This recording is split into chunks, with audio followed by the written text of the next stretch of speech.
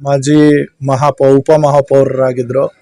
ಆ ಕಾರ್ಯ ವೈಖರಿ ಎಲ್ಲ ನೋಡಿ ಗಮನಿಸಿ ಎಲ್ಲ ಇದು ಮಾಡಿ ಆಮೇಲೆ ಅಲ್ಲಿಂದ ಜನ ಪ್ರೋತ್ಸಾಹ ಕೊಟ್ಟು ಅದಾದಮೇಲೆ ಒಕ್ಕಲಿಗರ ಸಂಘದಲ್ಲಿ ಚುನಾವಣೆಗೆ ನಿಂತರು.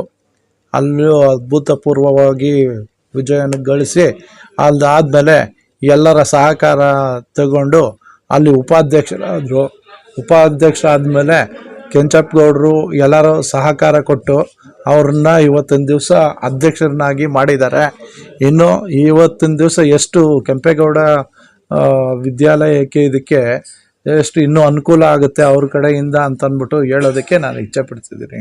ಇಡೀ ಹಿಸ್ಟ್ರಿಯಲ್ಲೇ ಚರಿತ್ರೆಯಲ್ಲೇ ಇದುವರೆಗೂ ಎಲ್ಲ 35 ಜನ ಸಹಕಾರ ಕೊಟ್ಟಿದ್ದಂಥ ದಿನವೇ ಇಲ್ಲ, ಇಂಥ ವರ್ಷವೇ ಇಲ್ಲ. ಅದು ಎಲ್ ಶ್ರೀನಿವಾಸ ಅಣ್ಣವ್ರಿಗೆ ಇವತ್ತು ಎಲ್ಲರೂ ಸಹಕಾರ ಕೊಟ್ಟು ಎಲ್ಲರೂ ನೀವೇ ಬೆಂಬಲವಾಗಿ ನಿಂತ್ಕೊಂಡು ನೀವೇ ಅಧ್ಯಕ್ಷರಾಗಿರ್ಬೇಕು ಅಂತಂದ್ಬಿಟ್ಟು ಯಾರು ಏನು ಅಂತ ಅಪೇಕ್ಷೆ ಬೀಳ್ದಿರ ಎಲ್ಲರೂ ಇವರು ಇದನ್ನು ಅಧ್ಯಕ್ಷನಾಗಿ ಮಾಡಿದ್ದಾರೆ. ಅವ್ರನ್ನ ಎಲ್ಲರನ್ನೂ ಅದೇ ಥರ ಹೊಂದಾಣಿಕೆಯಲ್ಲಿ ನಡೆಸ್ಕೊಂಡು ಶ್ರೀನಿವಾಸಣ್ಣವರು ಮುಂದುವರಿಸ್ತಾರೆ ಅಂತ ಅಂದ್ಬಿಟ್ಟು ನನಗೆ ಭಾಳ ಆಶಯ ಇದೆ.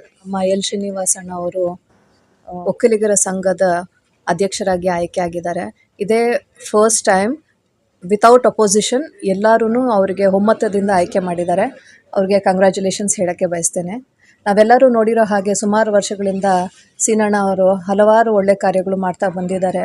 ದೇವರು ಅವ್ರಿಗೆ ಇನ್ನಷ್ಟು ಉನ್ನತ ಸ್ಥಾನಕ್ಕೆ ಕರ್ಕೊಂಡು ಹೋಗಲಿ ಅಂತ ಆಶಯಿಸ್ತೀನಿ. ಇನ್ನೂ ಅಷ್ಟು ಒಳ್ಳೆ ಕಾರ್ಯಗಳು ಅವ್ರ ಕಡೆಯಿಂದ ಆಗುತ್ತೆ ಅಂತ ಹೇಳಕ್ಕೆ ಬಯಸ್ತೇನೆ.